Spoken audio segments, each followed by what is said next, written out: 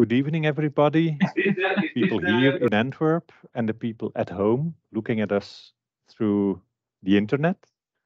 It's my pleasure to present you our speaker for tonight, José Ramón Marcaida. He has something with woodblocks. And I think it was about 8 years ago that he met our director, Iris, in Bologna, where she gave a talk about our woodblock collection. Since then, a lot has happened with our collection. We have digitized and described all the 14,000 woodblocks in the collection. So it's now available online for everybody. But for a true researcher, it's always better to see the original object, of course. And since 2015, Jose was dreaming of coming to Antwerp, but the last couple of years it was rather difficult to travel in Europe, as you all know. So we are very happy that he finally made it to Antwerp and spent the whole week with us doing research on our collections. I'm not going to tell you what he is going to tell you. He will do that himself.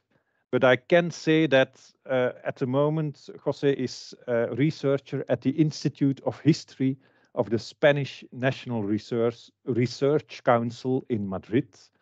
And before that, he worked in St. Andrew, the University of St. Andrews in Scotland. And he has also spent some time in Cambridge. So I think the floor is yours.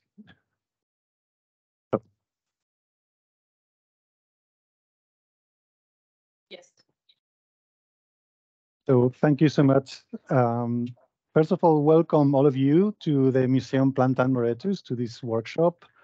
I'd like to begin by thanking the director and curators for their hospitality and the support. Thank you, Iris. Thank you, Just, Christophe, Sana, and Virginie. You've been very helpful during my stay. It's been a pleasure to work here at the museum. I'd also like to thank Jessie Chen, who has previously worked on this collection of woodblocks and continues to work on this material. And her work has been really influential on my thinking about this material.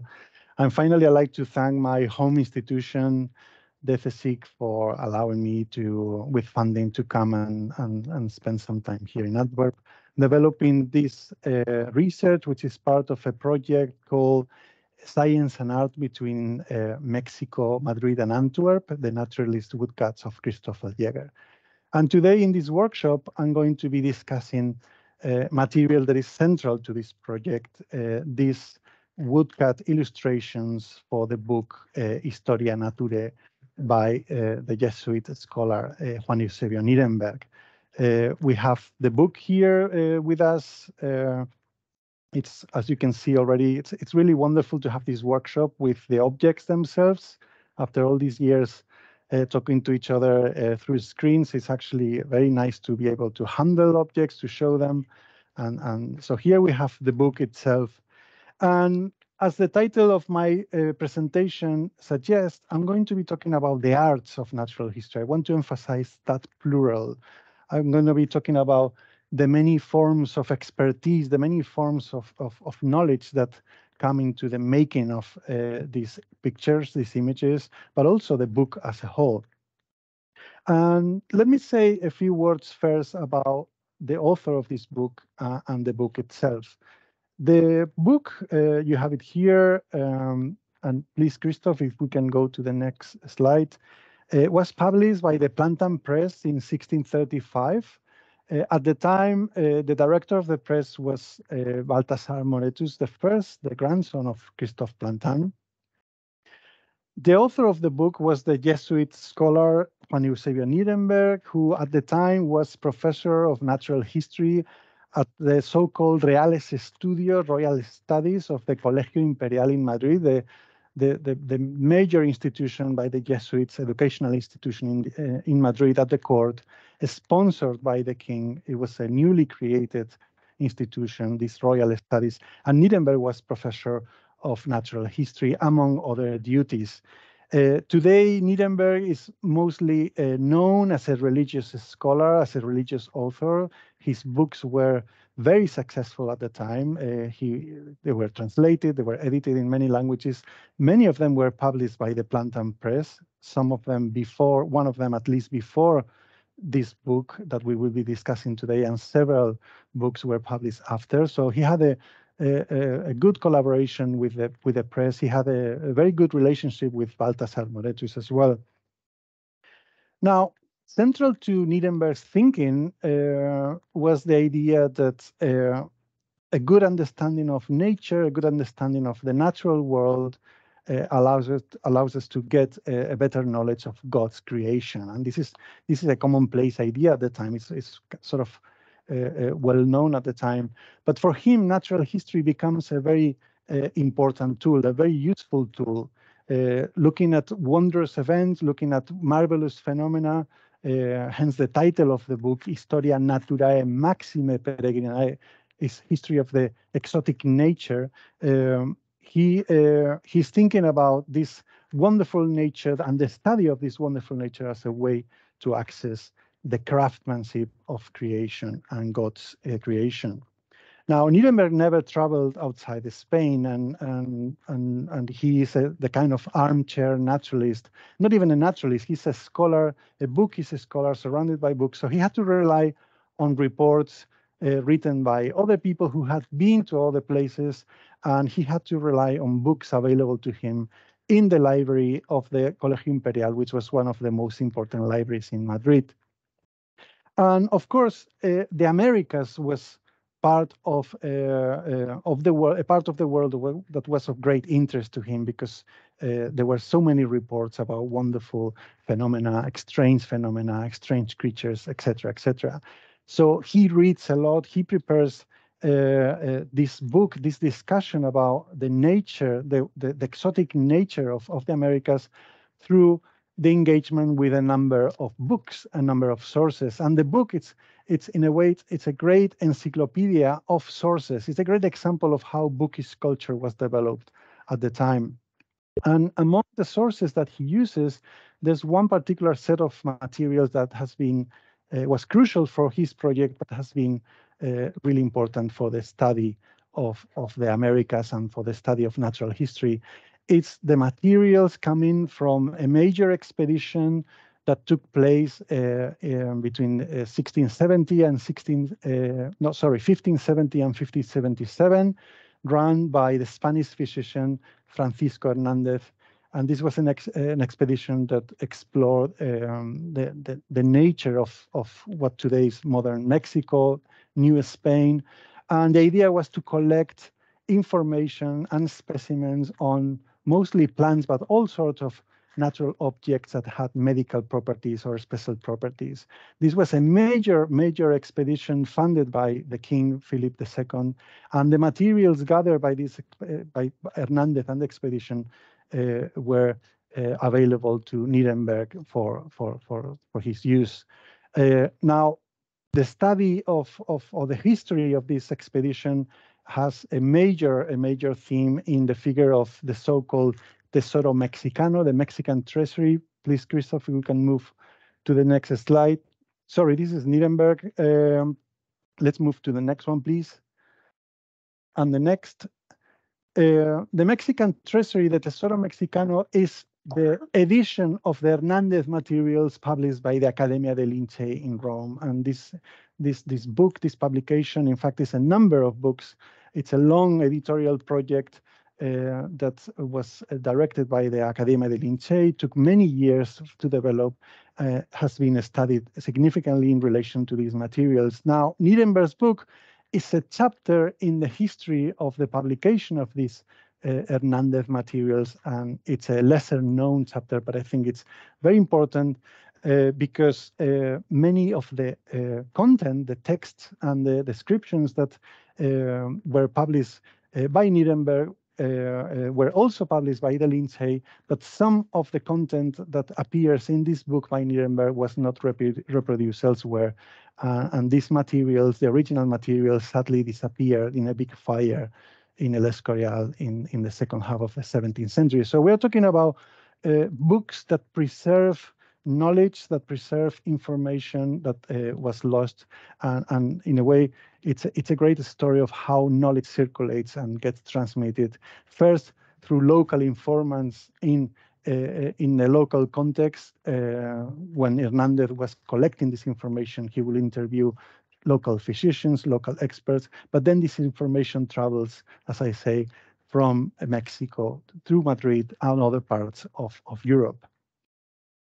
Now, if we now move to the next slide, so Nieremberg's book, it's important as part of this story of transmission of the Hernandez materials, but it's also a book that is interesting in itself as a discussion of what it is that is happening in the Americas as this unknown part of the world, and the kind of questions that this new world raises.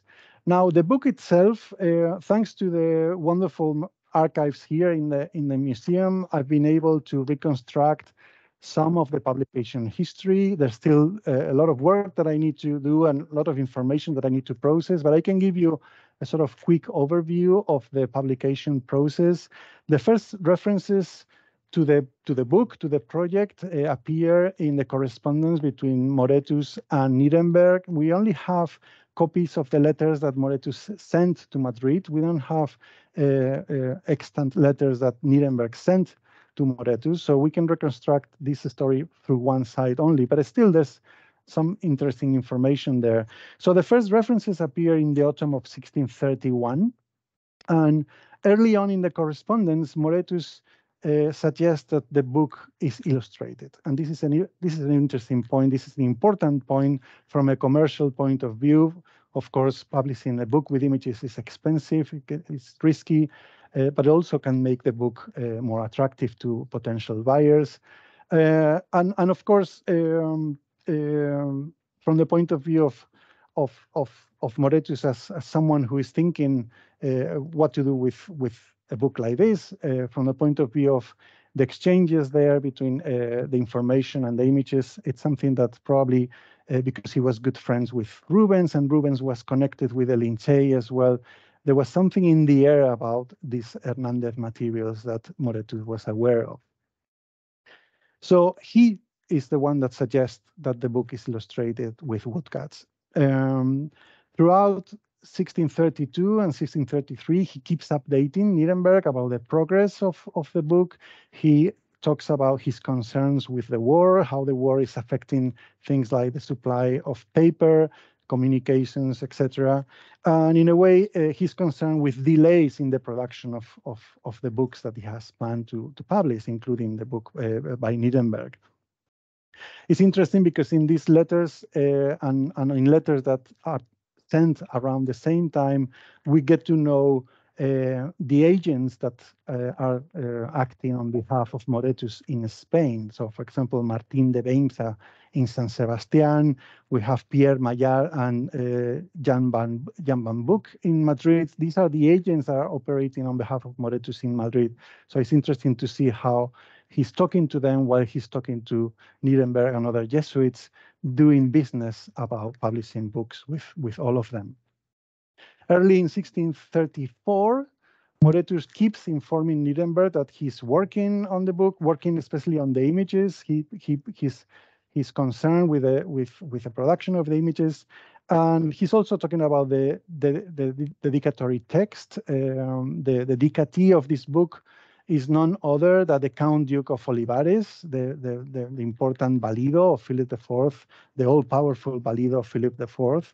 And also, by the way, an important person for the Jesuits who is responsible for the development of the royal studies and the Colegio Imperial as well. So a very important dedicatee there. And towards the end of that year, 1634, Moretus writes that the printing has finally begun. So, and it's nice to see in the account books references to how different people involved in the printing process of the book get paid on a weekly basis as the book gets printed. In April 1635, Moretus writes to Nieremberg that the book is printed except for the index. The book comes with a fairly long index, because the book not only deals with this history of nature, especially the exotic, it has an appendix, 2 appendices on wonders in the Holy Land and wonders in Europe. And at the end of the book, there's a very long detailed appendix. So you can find all these references to miraculous events and all sorts of strange and wonderful phenomena. So that's slowing down the process as well. And finally, in July 1635, Moretus announces in his letter that the book is finished. We have information on the print run, 1,525 copies were printed. 125 of them were published in better quality or special quality paper. So it's a fairly big print run. And in fact, the book, still we are lucky to have many extant copies around many libraries in the world. Now, let me focus now on the images, on the visual content of the images of the book. As I said, including images in the book is not a trivial question. It's from a commercial point of view, it's a risky operation, but at the same time, it's something that the Moretus and the Plantin Press was very used to doing with publications devoted to natural history, particularly to botany. Now, compared to these major botanical works, the amount of images in the book by Nieremberg is much more limited, it's humbler. The book features 70 woodcut images. And these images, for a long time in the literature, have been regarded as a sort of unified, homogeneous corpus. But as I've explained in my research, and I want to highlight today, it's far from constituting a unified corpus. And in fact, this corpus of 70 images is a great case study to see the variety of forms that images in this period and in natural history could take. So I think it's a great study also to show the richness of forms of visual culture in natural history in this period. Now, let me start with an example of a typical page of the book, and Christoph, please, if we can move. It's a page that belongs to a chapter devoted to animals with armor, and I guess you can imagine what's coming. It's the armadillo. And I don't know if, yeah, there's the page. So these 3 images, one thing that immediately calls our attention, and if we can go to the next slide, please, is the image captions. One thing that we need to consider all the time when we're looking at material like this is the relationship between the images and the text, and the images, the text and the image captions. There's going to be a lot going on with these image captions as well, and it's going to be a very interesting feature of the book, because the first image caption has the Spanish name armadillo, but also the name of the animal in Nahuatl. The other captions are using Latin. So you already see a variety of forms of indicating the origins and the names and the nomenclature around this object. Now, here we have, looking at the images at the bottom and looking at the image captions, we have a first clue about the internal logic of the visual content of Nieremberg's book, because they are images that refer to the work of the important naturalist Carolus Clusius.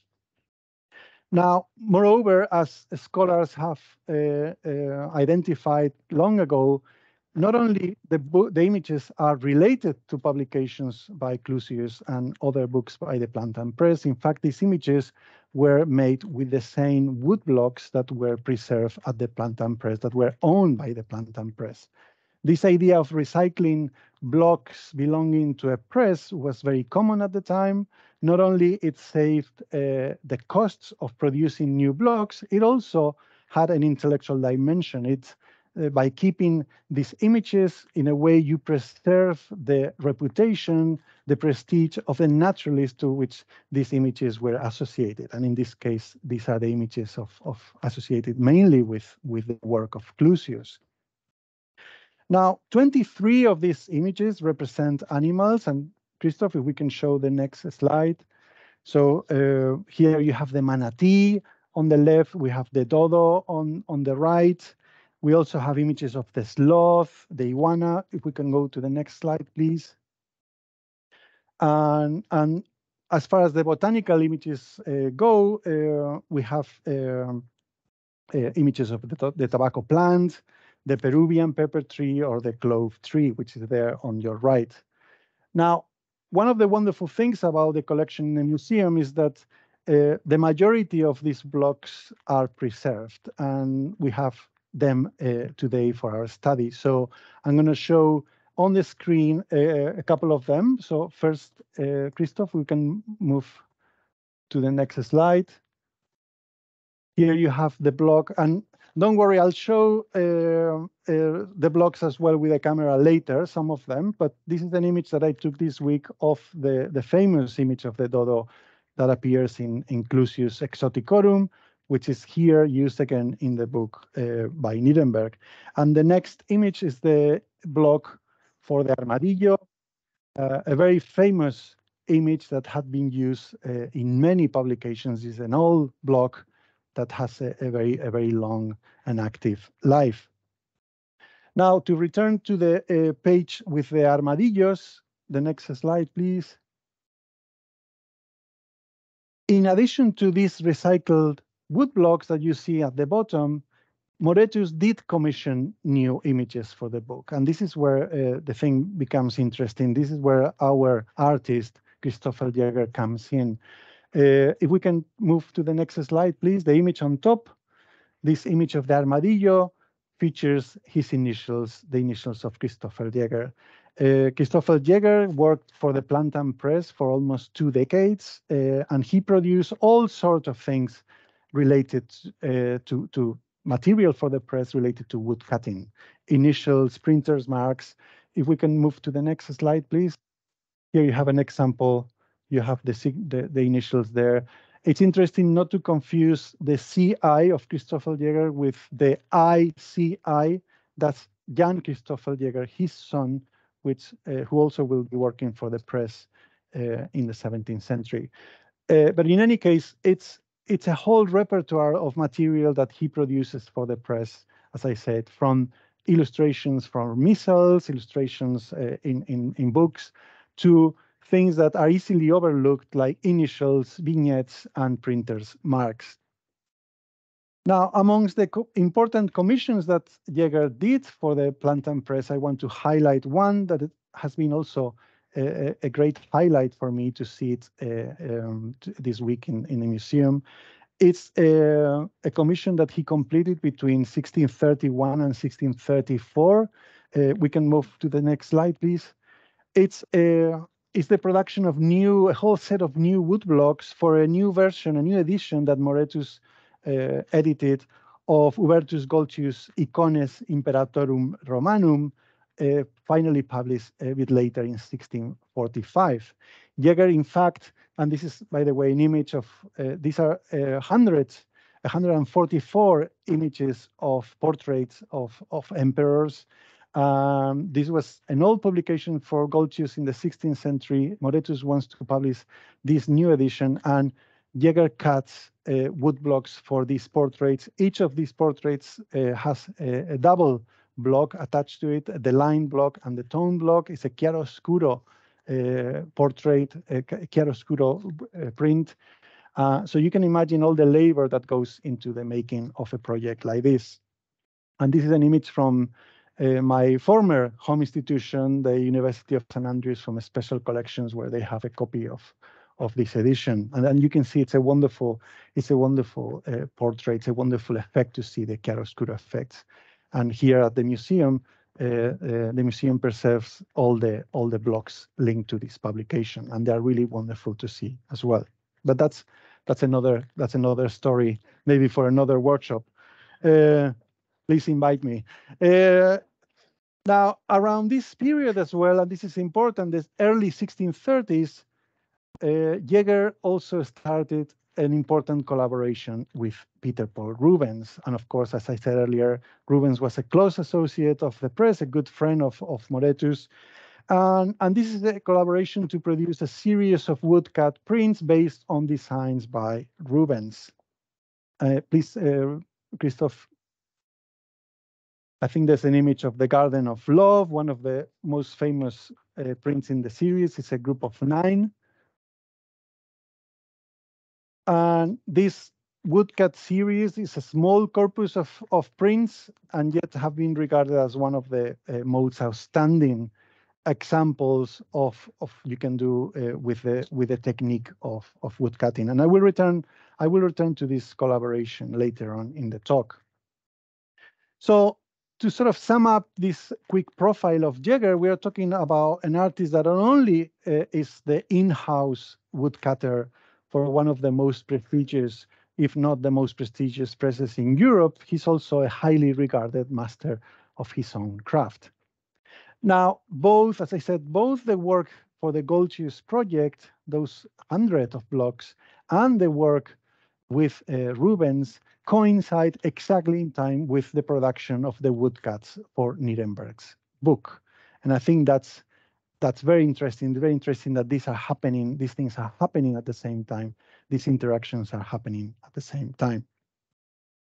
Now, let me show you some examples of these wood blocks that, as opposed to the ones that were recycled from the collection of extant blocks in the Plantin press, let me show you some of the blocks that Jegher cut for the book. Please, Christoph, here you have an image of the mysterious Su or Sucarat, a mysterious creature described in many accounts of Brazil, and there are many. This is at the time, this was a well-known image. And keep in mind, by the way, as a curiosity, those babies there on the back, because you will see something similar later. The next image is an image of a variety of toucan, and again, notice the use of the Nahuatl name there in the image caption. And the next one is an image of the American bison, another creature that for us might be very familiar like the toucan, but at the time, this was a creature that was generating loads of attention. There were lots of discussion about the ferocity of these bisons and these creatures and their appearance. Jegher, as you can see, included his signature in most of these woodcuts. However, some of them don't have the initials, and this created some discussion in the literature on this material. For example, the next image is an image of the famous bird of paradise. It's a bird in mid-air, so there's no really a space for the signature to appear. But anyway, as I'll show later, those images that don't bear Christoffel's signature, when we compare the cutting techniques of the blocks, we can be pretty certain that were cut by Jegher as well. And I'll show some examples later of this correspondence of the techniques. Now, in general terms, woodcuts cut by Jegher tend to adopt the same conventions, the same appearance. The animals tend to be presented in profile. They are normally placed in this fictitious landscape. Not this one. This one is flying. The famous bird is flying in perpetual motion. The blocks themselves tend to share some characteristics, and bear with me, we're going to see some of these blocks in a second. They are generally bulkier than the blocks cut for the Clusius editions, for example. They are bigger in size. The bottom line of these blocks tends to help framing the picture in a way. It's interesting how that's used as a way of framing the image. The blocks themselves display a wide variety of cuts, and we can see in the recessed areas. We will see this in a moment with examples. The recessed areas, for example, there are many marks of gouges and tools. It's fascinating to see these marks of labor, these marks of workmanship, because in a way, all of that is hidden when we see the final result. But the blocks are a great testimony of this work in action, this craftsmanship in action. This has been one of the big, not revelations. I knew I was going to see this when I saw the blocks, but when you're facing the blocks themselves, and you're going to see that now, it's amazing how these objects speak to you and recall this work of labor and the dedication that comes in the making of these objects. Interestingly as well, and this was something that I knew a little bit about thanks to a message from Just, But then I had a chance to see more examples. Some of these blocks had annotations on the sides. And if we can show the next image, this is how the wood block looks, and we're going to show the wood block in a moment. But on the next slide, please, it's an image of the site, and I hope you can see Manu Codiata written there, which is the name of the bird of paradise that is used in many descriptions. Now, the fact that the word is cut is not visible means that it's very likely that the word was written before the block was cut. So we're talking about labels that were written on the blocks before they were cut. And this idea of having this material is going to allow me, when I come back to Madrid, and I'll tell you about this in a moment, to sort of identify the names that are used for this tagging system and the names of the images that perhaps Nieremberg was sending to Moretus. Now, let's see the block itself, because we have it here, and this was part of the fun of having the workshop. So we're going to switch cameras, and hopefully you will be able to see both here and at home how the block looks. I'm going to ask you to shift the block around so you can see the different cuts, the cuts on this area that is meant to be printed. This is a depiction of the bird of paradise, and one of the key characteristics of the bird, apart from the lack of feet, I won't get into that, it's the fineness of these feathers. These feathers are meant to be, they are in fact very fine. So the idea of translating the fineness of detail into the woodcut image is fascinating. Bear with me, there it is.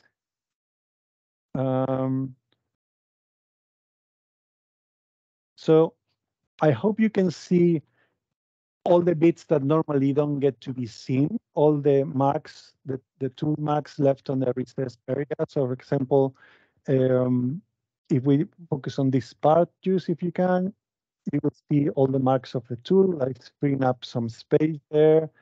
You can see the fineness of the hatching technique that is deployed here on the neck. And especially wonderful, I think, is to see how Jegher is cutting all these details in the feathers of the bird of paradise. As you can see as well, it's a large block. It's a block that has dimensions similar to the kind of blocks that were used in the major encyclopedic work of Gesner Aldrovandi, and I will mention these works later. So it has this sense of presence as a block.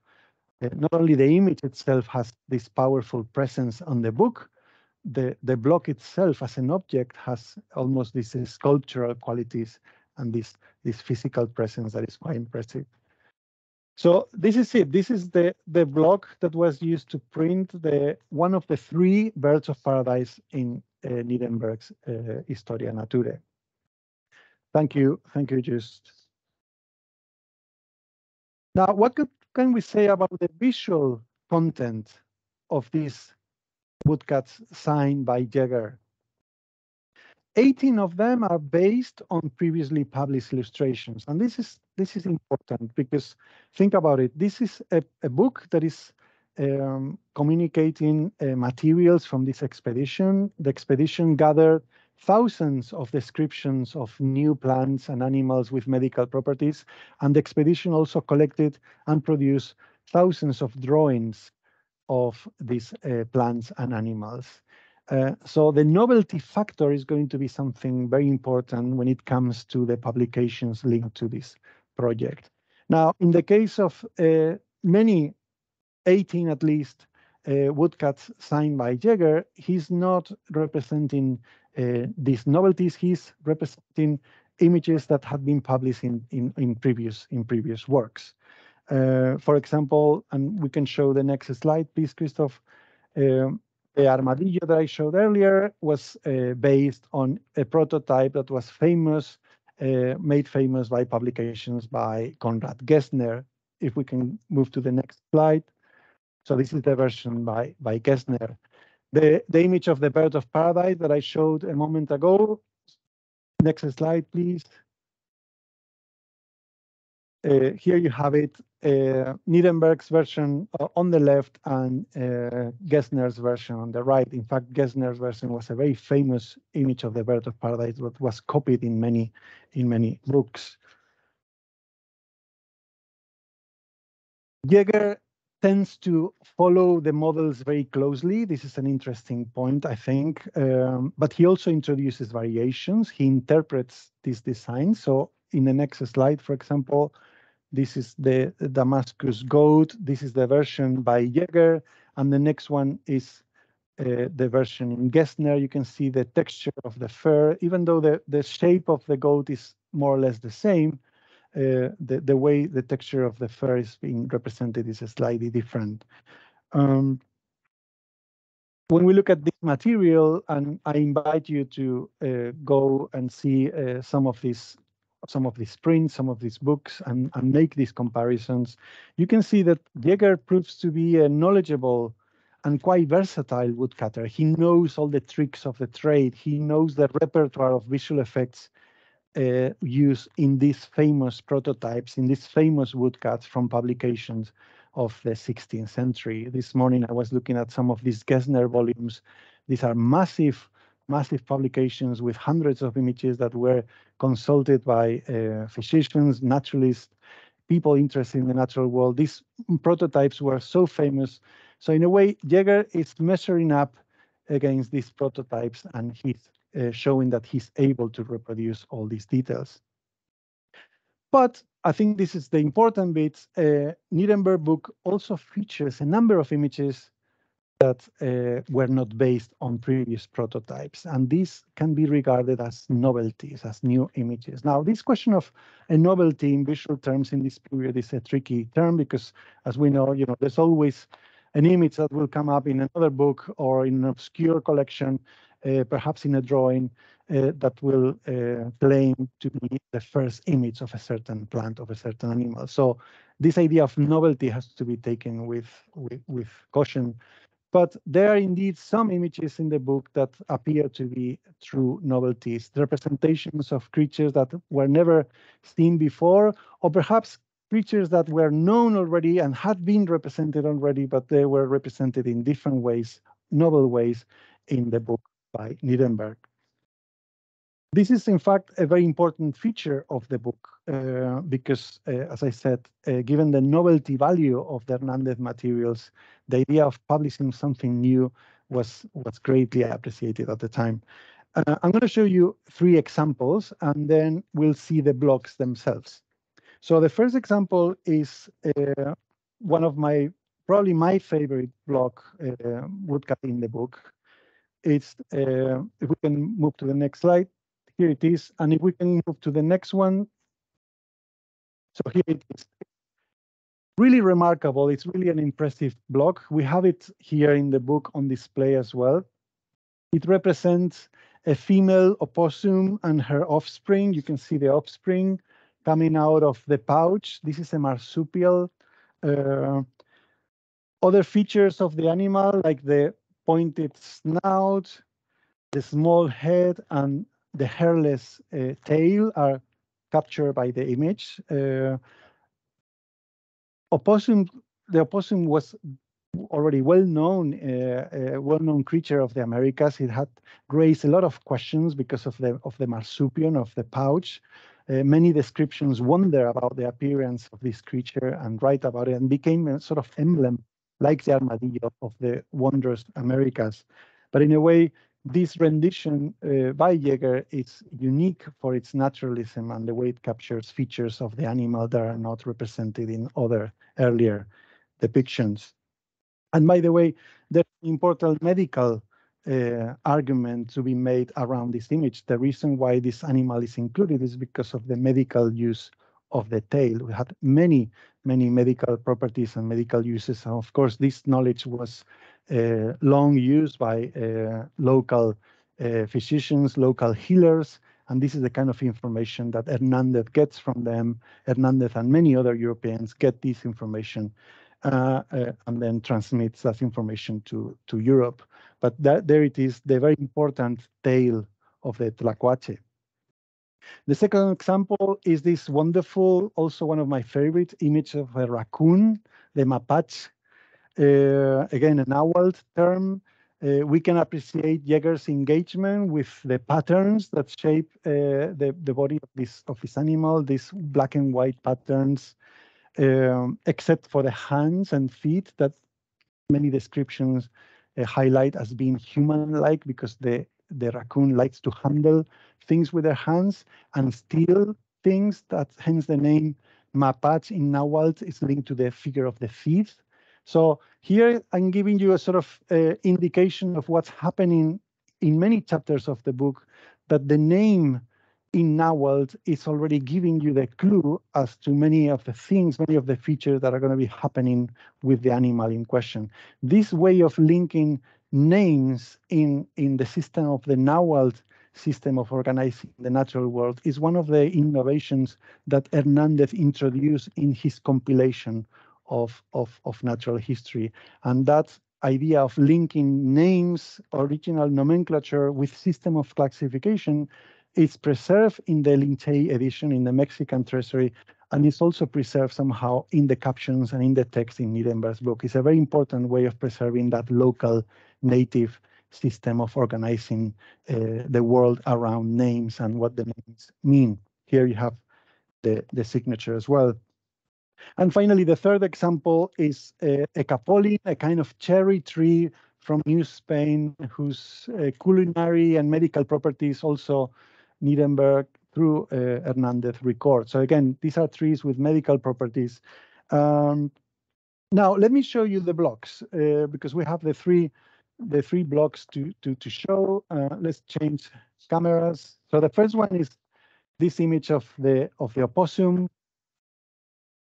Again, notice the size of the block. Remember what I said about how some of these images are unsigned and some of them are. If we compare the cuts in the recessed areas of the bird of paradise, and if we compare them to the recessed areas in this image, in this block, we can see that they are exactly the same cutting pattern. So we can attribute the bird of paradise block to the same cutter that is handling this block.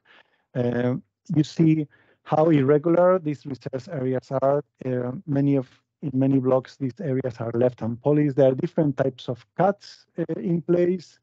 And again, the block itself has this sculptural quality, this presence as a physical object that is really wonderful to study. The fur of the animal is one of the highlights, I would say, of this block. How finely this fur is being depicted, fineness of the cuts with the knife. It really shows the skill of Jegher as a cutter there, and it's going to be interesting when I'll show some examples of other works that Jegher did to see, for example, how he represents beards, hairs, with the same level of fineness that we see in these fair depictions of animals. So this is the opossum. Now let's show the raccoon. Thanks to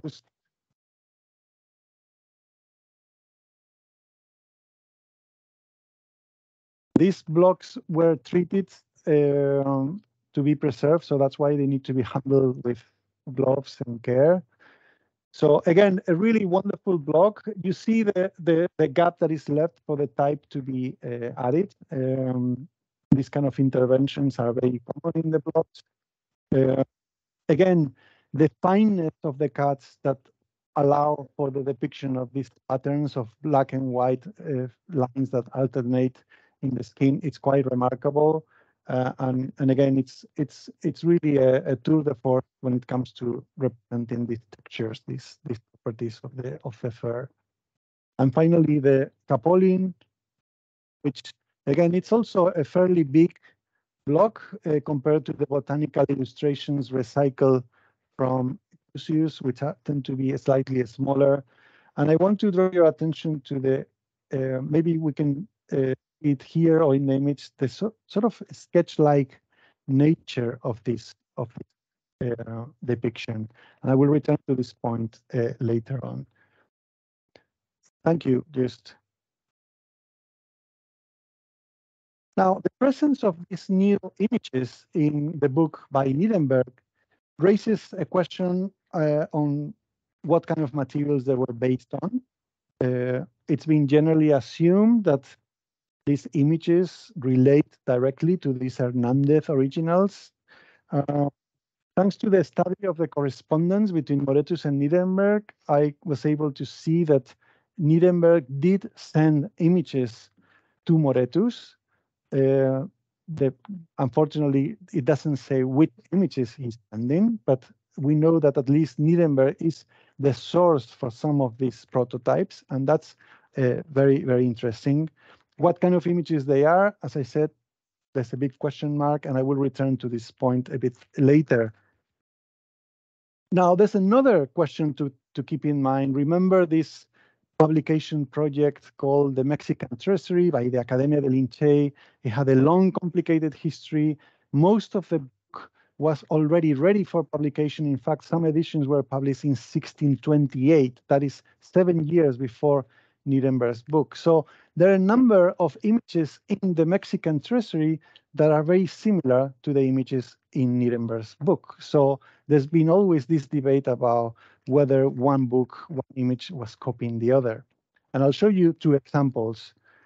The first one is this wonderful, wonderful rattlesnake from Nieremberg's book. It's one of my favorite images again. If we can move to the next slide, please. It's really an impressive woodcut, and we'll show the block in a moment. It captures the position, the curled position that the rattlesnake is said to adopt. You can see the rattle, you can see the fang, which is an important element in the medical use of these snakes in the local context. The fangs are used as a medical tool. So it's an important detail that is easy to overlook. The image is portrayed from above. There's an element of three-dimensionality there in the way the woodcut is trying to represent the rattlesnake, and this has iconographical links to Mesoamerican sculptures of rattlesnake, and of course the rattlesnake is a very, very important animal in the context of Mesoamerican culture and religion. So the next slide shows the same rattlesnake in the Mexican Treasury, and I hope you can see there's clearly a link between these two images. However, and this is my point, when we look at the images from a technical point of view, when we analyze the making of these images, and this was in a way part of what led me to visit the museum and see the actual making of these images. If we can zoom in, move to the next one, you can see that Nieremberg's image doesn't really rely on the Mexican Treasury prototype. The visual information, the visual content present in Nieremberg's woodcut cannot be derived from this image. So that already suggests that they share a common iconographical link, and perhaps they're or clearly they're based on a prototype that is shared by both of them. But despite this image being probably ready a few years earlier, it's now unlikely that this image was copying this one. They're sharing a common model. The next example is also trying to make the same point. So I'll show you another great image from the book, the coendu, this Mexican hairy porcupine.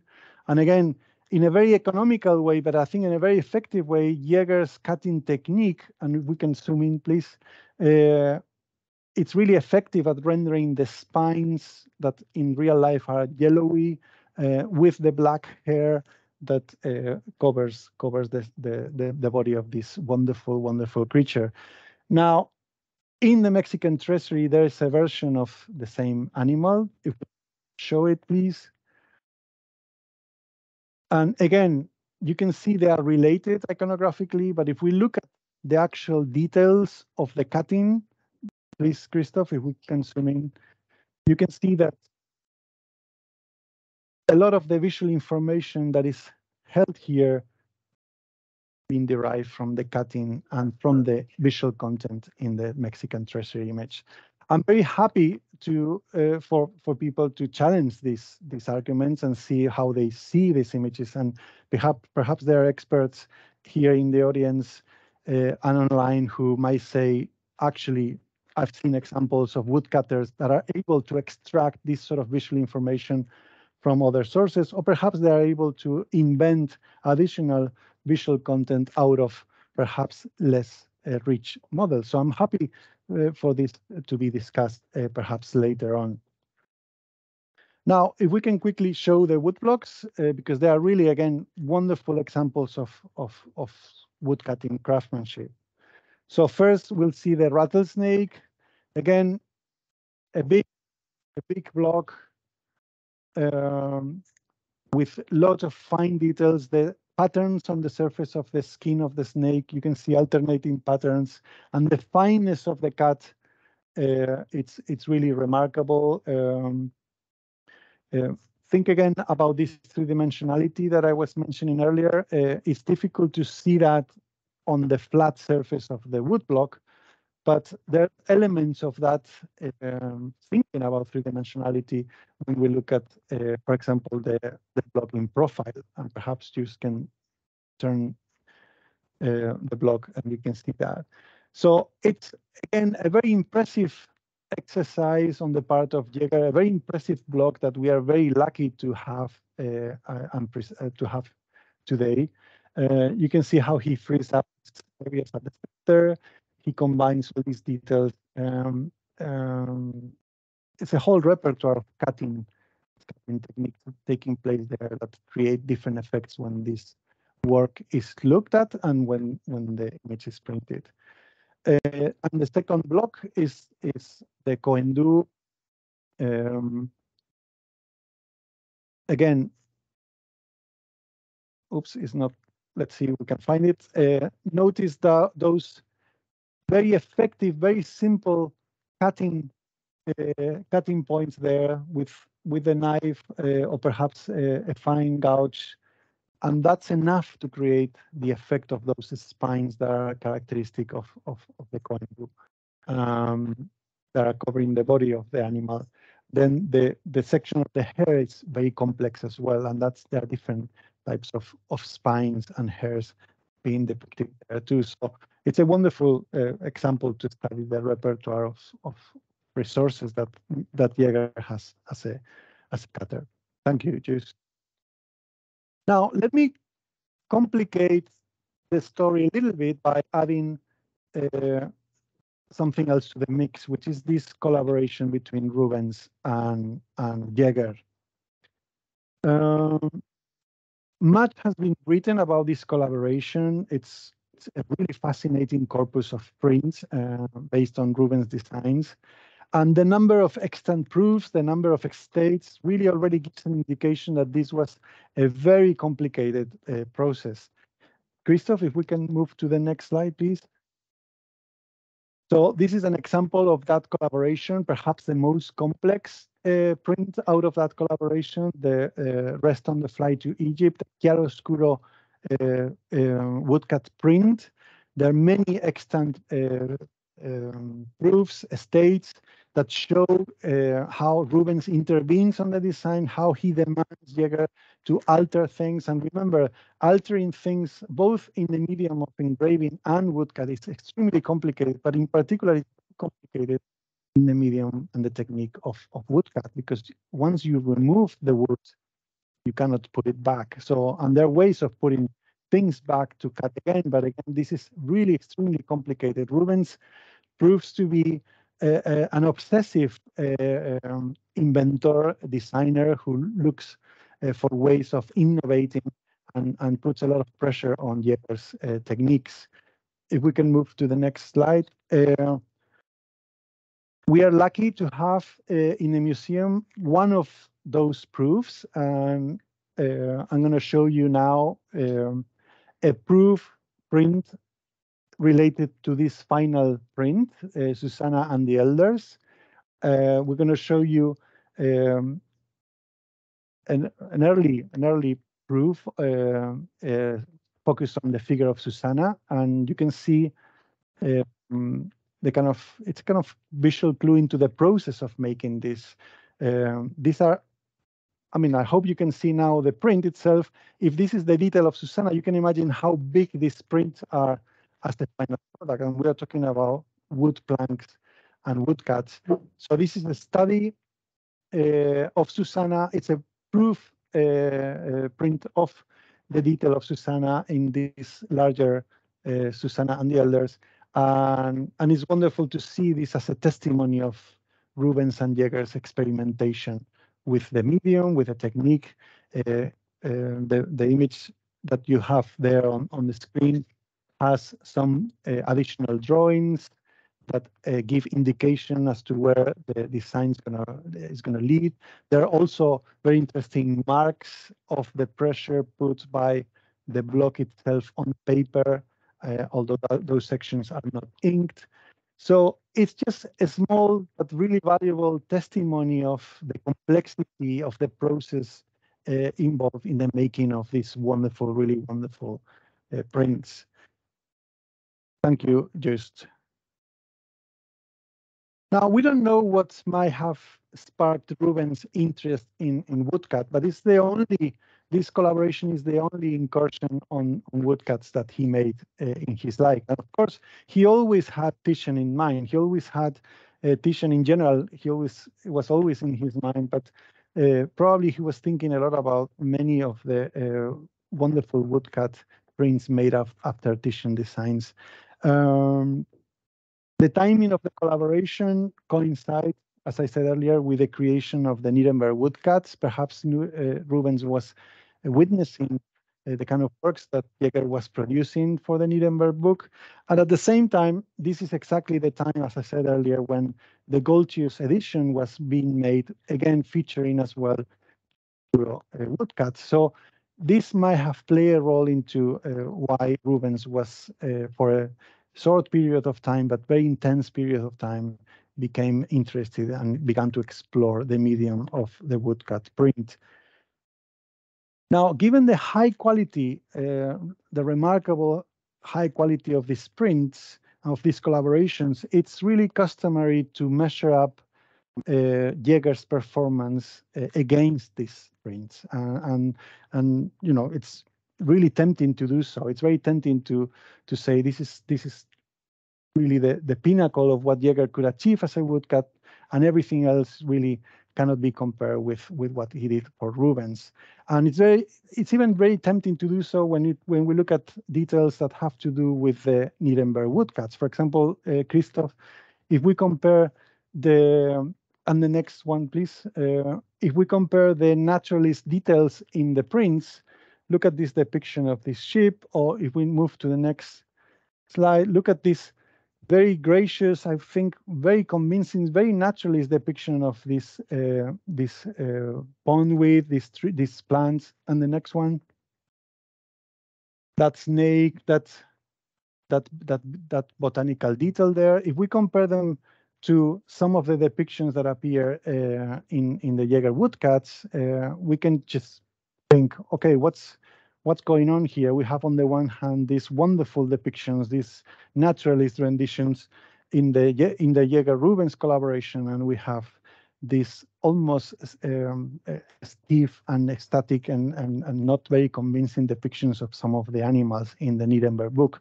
Christoph, if we can show the next one is an example of a vicuña, and I hope you agree that there's an element of stiffness, of lack of naturalism in the depiction of that animal in the woodcut by Jegher.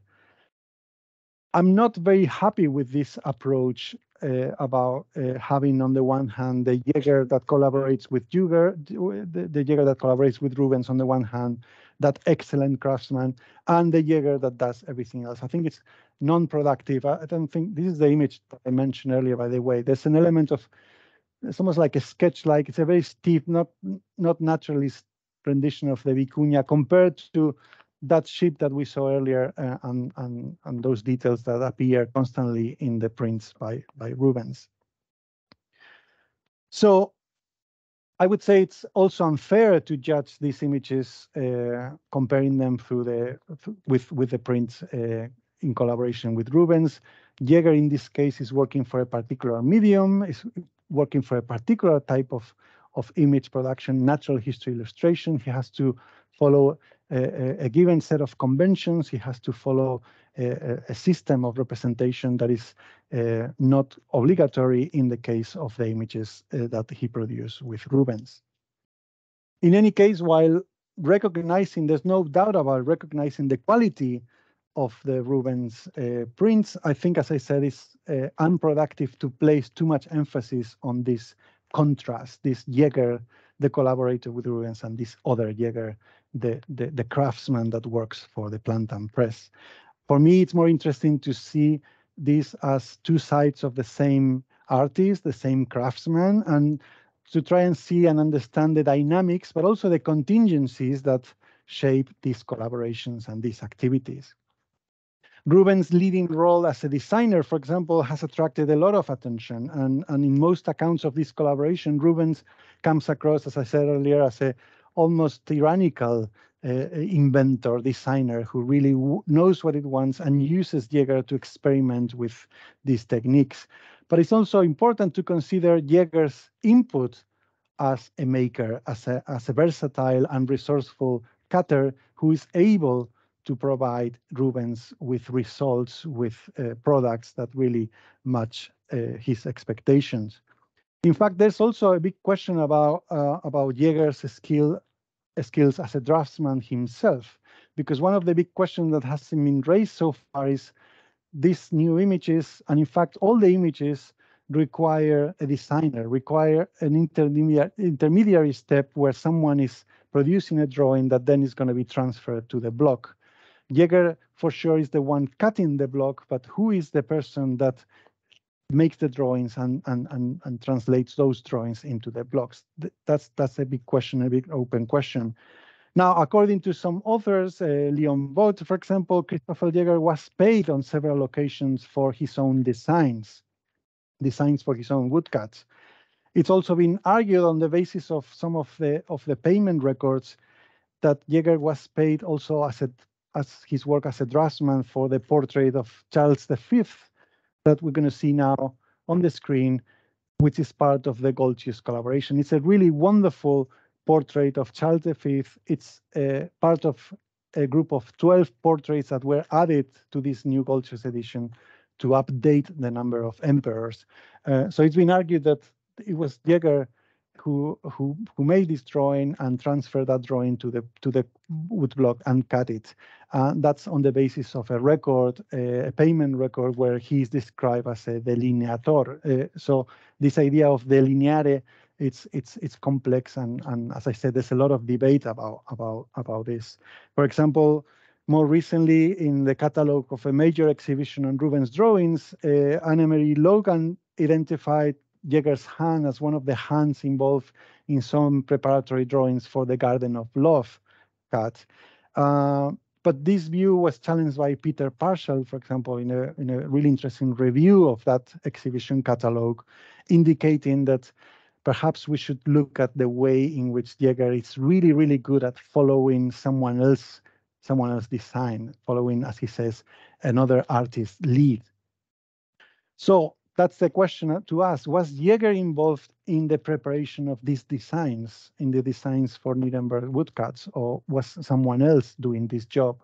So far, I haven't been able to find information about this, but so far, all the indications seem to suggest that he was paid as a cutter. So who was making these images, these drawings, these preliminary drawings? It's a question that needs to be studied further. Jegher was certainly very good following other designers' work. We've seen examples of how he interprets models by Aldrovandi, by Gesner, and others. And I'll show you another example on the screen. He was asked to produce 7 botanical woodblocks related to the recycled woodcuts from the Clusius books. And as Dirk Imhoff and Jesse Chen have shown, Jegher made almost exact replicas of those blocks which at the time were not available for Moretus to use because these blocks were on loan in London for another publication. So here we see one side of Jegher where he can actually create almost exact replicas and follow someone else's design very, very, very closely. So it's really a good testimony when we see the printed versions of these images to see Jegher's mimetic abilities. So he was certainly able to follow these designs very closely. However, in contrast to these examples, there are other cases where Jegher is able to follow, Jegher or the designer that made the drawings, is able to step aside from usual conventions, and we see representations that challenge normal visual convention. And I'll show you three very quick examples that make a small corpus of rather unique images in Nieremberg's book. And this is something that has been discovered for a long time and was published in the 1950s by a Mexican scholar, Somolino Ardoa, but I think it's still something that needs to be discussed and not many people know about it, and I'll show you in a moment. So if we can show the first image, this is the image of the Teoamatl. Now, this image features in a chapter, if we can zoom in, please, in the next slide, in a chapter where Nieremberg talks about a testimony, a story recalled by the physician Nicolas Monardes about a plant in Peru that is used to predict whether a patient is going to survive or is going to die. Nieremberg, the bookish scholar who has read a similar story elsewhere, copies an extract that talks about this plant, the Teoamatl, that apparently has the same properties. Now, the woodcut is very special because it is not signed by Jegher, but has some of the formal qualities of the Jegher woodcuts. Remember that use of the baseline as a framing device, but it's very special because it has this symbol here at the bottom is the symbol of earth, of stone used in Aztec, or let's say Mesoamerican iconography. This is a pictorial convention that is linked to the work of the local artists that were probably employed by Hernandez in the making of the images. So this is to signify these loaves here, this lobed glyph, it's to signify that the Teoamatl grows on a stony ground. So this is a visual convention, probably unknown to Jegher, but perhaps it was known to Jegher, but it's a convention that again links the name of the plant, the name of the tree, and the iconography that goes with it in very interesting ways. In the name and in the image, we can see some of the features of the plant that grows on stony ground. The next example uses another convention, is this image of the water lettuce. If we can show the detail, the top part is complex, interesting. I won't get into detail there, but this is the bit that interests me here. This is atl, the symbol of water in the pictorial conventions of pre-Hispanic painting. This is to signify that this is an aquatic plant, and in fact, this is a plant linked to well, it's a kind of nymph of water lily. It has medical properties. It grows in running water. So again, we have in the Nahuatl name, it's like a recipient that floats on the water. That's what the translation means. In the name, with the atl at the end, the symbol of water represented in the glyph here, we see a direct relationship between the name, the glyph, and the image. Again, this is quite unique in the visual culture of natural history at the time. And as I said, this has been known for a while, but at the same time, it's still something pretty remarkable about how Jegher is handling these visual conventions that would have been quite challenging for readers at the time and image makers at the time. I'll show you what this glyph means with an example from a codex, the Tovar Codex. So you see, this is in an account that talks about sacrificial rituals related to the control of water. So you can see the glyph here. You can see the little shells and the little stones, jade stones that signify the value, the precious quality of water. If we come back to the previous slide, you can see an element of hesitation there when it comes to representing this. This is almost like a sketch. You can see that the cutter doesn't really know what's going on with this image. That's the way I interpret this. To go back to the next one, I want to draw your attention to the previous one, please. To the nopal tree, again, using the glyph of a stone. This prickly pear grows in a stone, and you can see the next slide where we have the nopal tree in Nieremberg book that has that glyph again. So this again is a convention from this pre-Hispanic pictorial representation that is indicating that this kind of nopal tree grows on stony ground. At the same time, it's clearly a visual convention that would have been very familiar to a local artist representing this material. As I said, yes. Yes, I'm finishing. So, as I said earlier, there's an element here of the sketch-like nature of these materials. If these images were coming from Madrid, my hypothesis is that perhaps Nieremberg was sending sketches that Hernandez had kept for himself and were in fact preserved in the Colegio Imperial where Nieremberg was working, and that would explain the sort of a sketch-like nature of these images, but that again remains to be discussed further. So as you can see, and this is just to wrap up, there are many challenges linked to this material. There are many questions that remain open, but I hope I've been able to give you an overview of these arts of natural history that are interacting here. We have several forms of authorship. The author of the book is Nieremberg, but in a way the main author of the book is Hernandez. So two forms of authorship. And a third one, which is the knowledge of the local healers, the local informants that are really supporting all this information. We have the role of Moretus as publisher, printer, as a businessman who is thinking about the possibilities of this book, who is taking care of supplies, taking care of commissioning the images, is taking care of sending and receiving these images and dealing with the making of this book.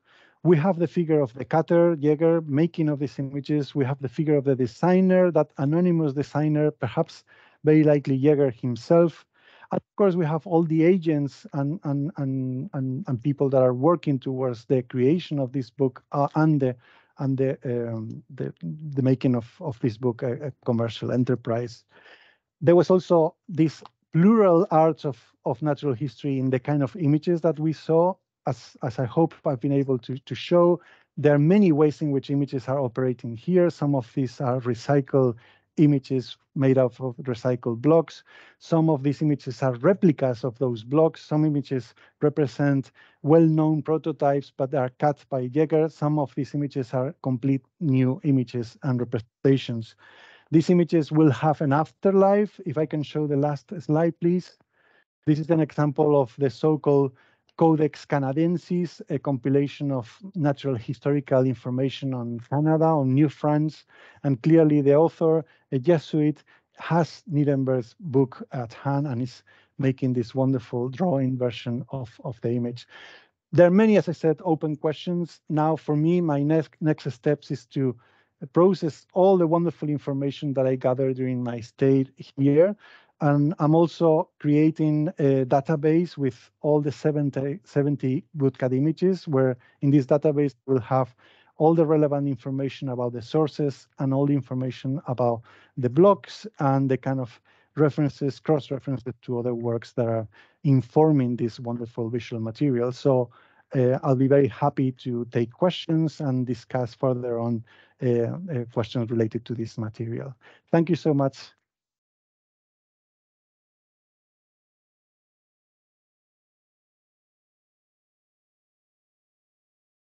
For the questions from the audience here, you can ask your question. I will repeat it so that the people at home can also hear the question.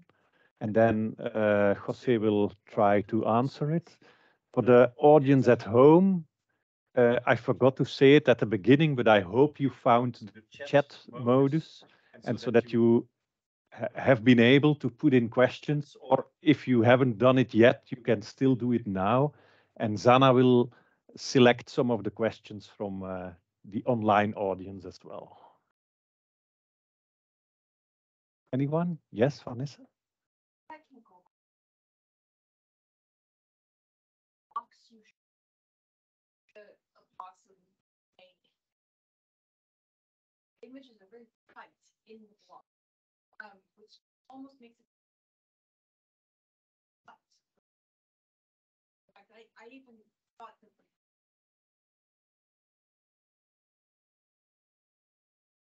but then you show us side of the block box size after they were. What do you think comes first? Were the blocks already cut so that they fit the printing space? Think that some of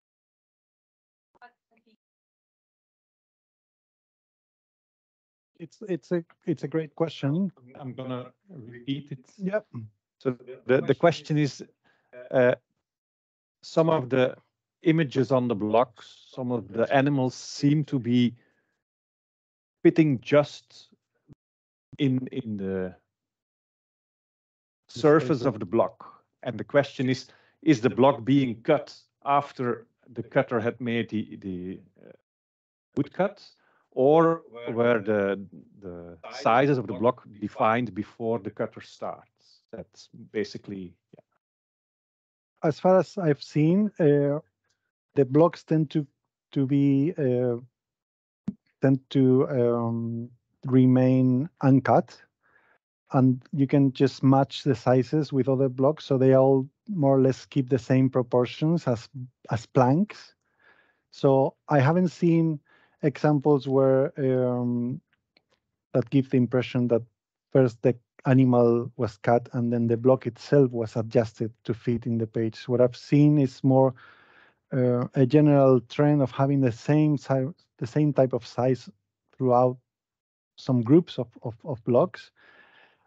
I think the question is perhaps how to fit in those designs in the block itself. I agree that some of these images, the snout of the porcupine is there almost like pressing the edge of the block. I think it's a matter of trying to fit in too much and not calculating well enough how the drawing is going to fit into the block.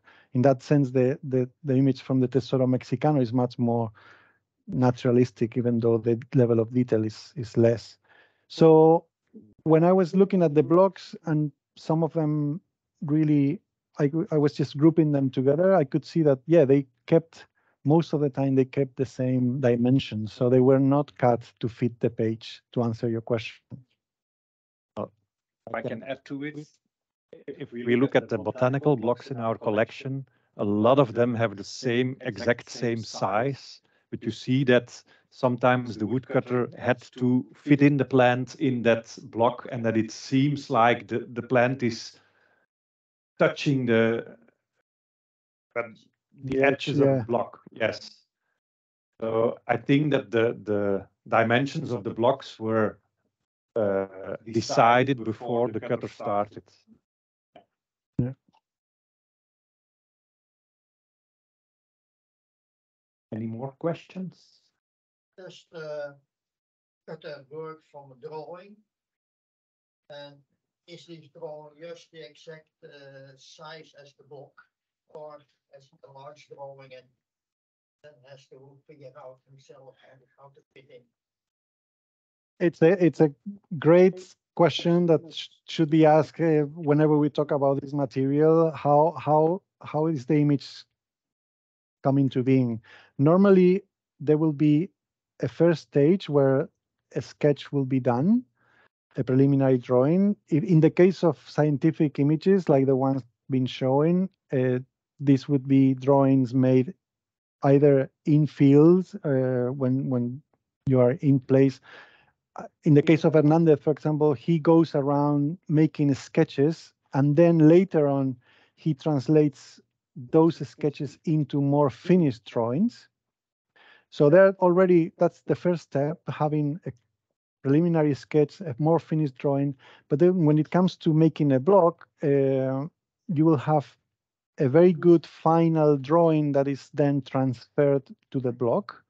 The methods of transferring that drawing, that design to the block can vary. In some cases, you will trace that design into the block directly by, let's say, covering one side of the block with a type of wax, ink, thread, or you can, and then you write on top of it. It's a bit like a carbon copy. You write on top of it the outlines of the drawing, and that's transferred into the block.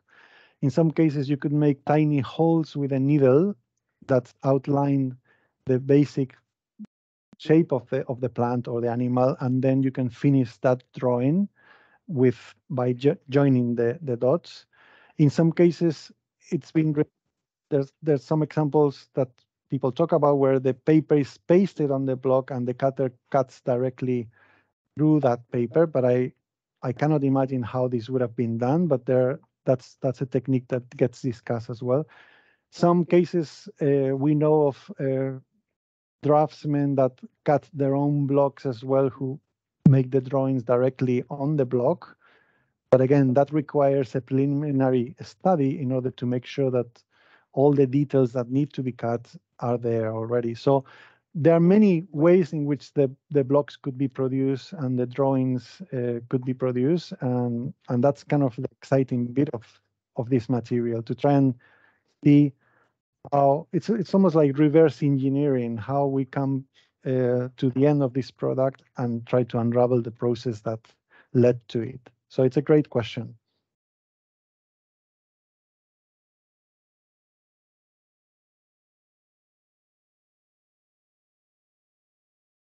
No, that's one of the things that I wanted to see when I came, to see if within the letters that Moretus received, there were drawings, instructions, and sadly, no.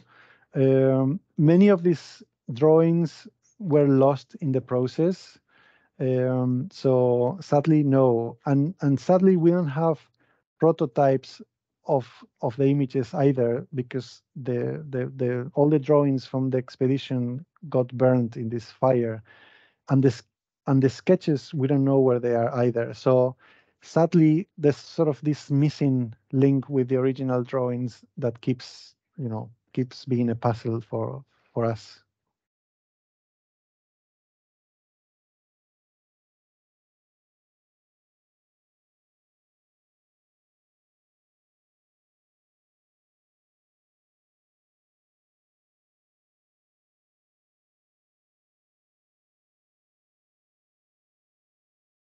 Yeah, normally, I mean, we have to remember that everything in this period and in this context is mostly collaborative.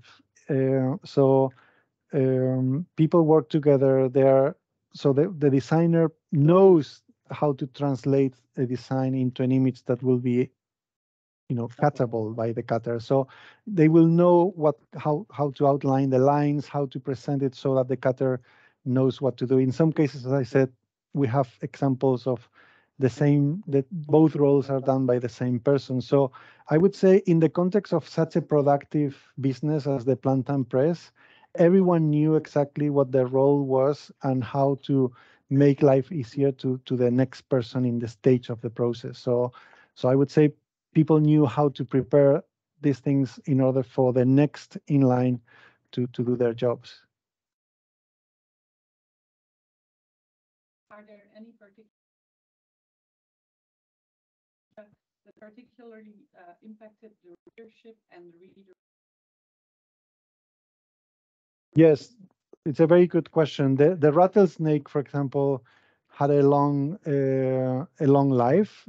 I show the Codex Canadensis, but there are several versions of this image that gets discussed in publications that are of natural historical nature, but there are also publications that are very much in line with what Nieremberg does in his books about the wonders of the world, about the strange nature of exotic lands. There, the rattlesnake and in particular, this rattlesnake gets used. The image appears. I've seen at least 3 examples where the image gets used. It's fascinating to see how the image itself is translated into the new medium. In this case, these are engravings.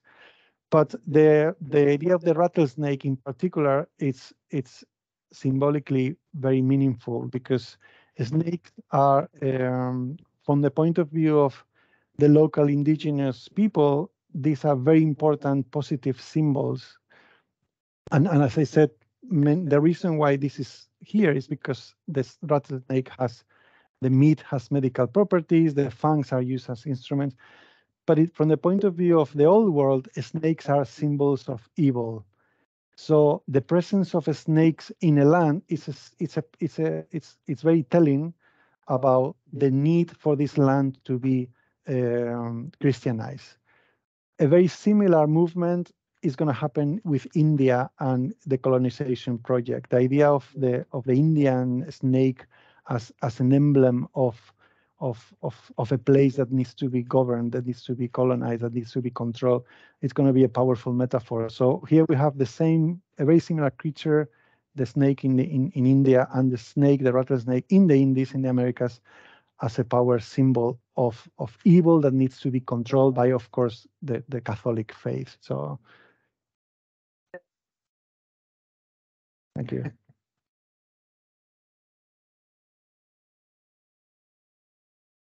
More questions? What kind of material, what kind of wood was used to make that kind of wood blocks? Because I think details are so precise, it's so beautiful and so exact. Is there what kind of wood do you use? Yeah, it's normally bare woods, very hard woods. Boxwood is used most for what is called wood engraving. So these pieces of wood are cut along the grain of the tree, whereas if you cut against the grain, you get a different type of texture. So in this case, it's very hard wood, bare wood, very likely. I don't know, but it's very likely that Moretus had already a supplier, a reliable supplier for all these kind of materials, and it's very likely to be one of those hard woods. It's very impressive to hold them and feel the strength of those lines, despite how fine they are and the fact that they are so old. You can still feel some of them have almost like a metal quality. They're really hard, and it's quite impressive, of course. Yes. Okay, I think we can Wrap it up. for today. Yes, I can only say thank you to you, Jose, for this wonderful workshop. I can speak for all the people here and hopefully also all the people at home. And we have a little present for you Oh. to show our gratitude.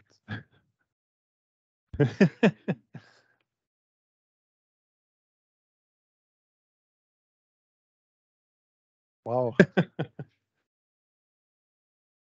I'm not going to open it now, but okay, that's fine. Thank you. Thank you so much. Thank you, everyone.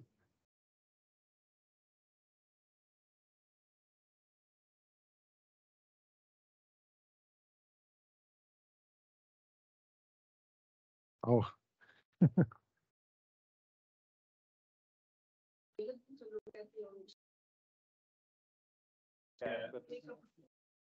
Yeah, possible, but please don't touch the wood blocks because